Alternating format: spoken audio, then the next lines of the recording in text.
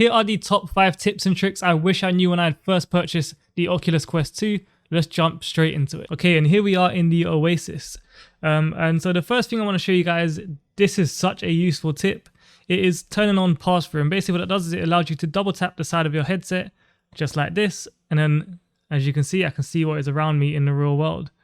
And then double tap it, it takes you back into the Meta. Really easy way to do this is to click down here in quick settings, go up to settings, and then you will see in the Guardian section, if you scroll down, you'll have here double tap for pass-through.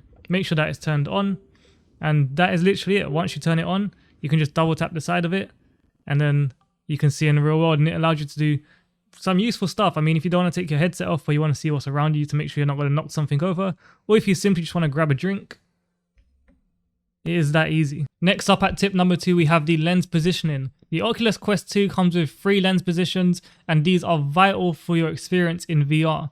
The 3 positions are 1 58mm, 2 63mm, and then 3 68mm. So what these measurements are the distance between your eyes, and you want to make sure the lenses on your Oculus Quest 2 match up to that as closely as they possibly can. An easy way to do this for iPhone users is to download the iMeasure app, which measures the distance between your eyes, which can then be used to adjust the settings on your Oculus Quest 2.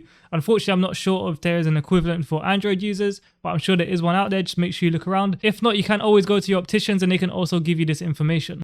At tip number 3, we have hand tracking, and as you guys can see, the Oculus Quest 2 is tracking my hands. It's actually really easy to set this up, so I'm just going to go ahead, grab a controller and show you guys how to do it. So we want to go ahead and head into our quick settings again, click on settings, and then over here in devices you will see hands and controllers.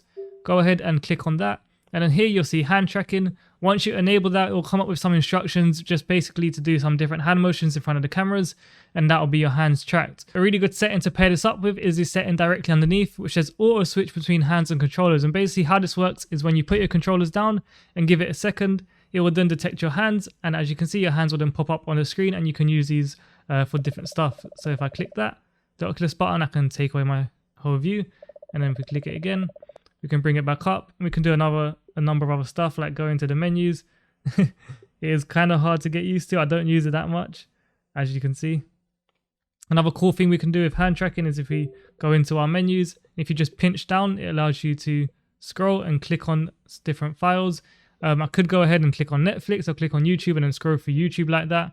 At the moment, there's not any games I know of that really support hand tracking, unfortunately, but if you guys do know of any, then please do make sure you drop it down in the comments below, because I would love to know. I can see this becoming a big feature in the future.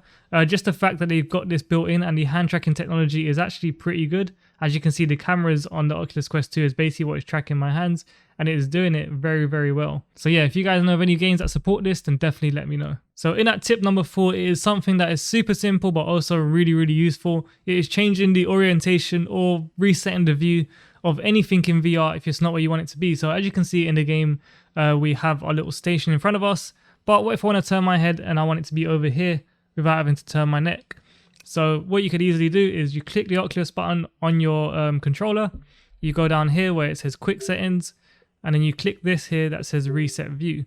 It will pull up this page, and then at this moment you want to then turn your head in the direction you want it to be facing, and then click confirm, click your Oculus button again, and there you go, it is now facing the way you want it to be.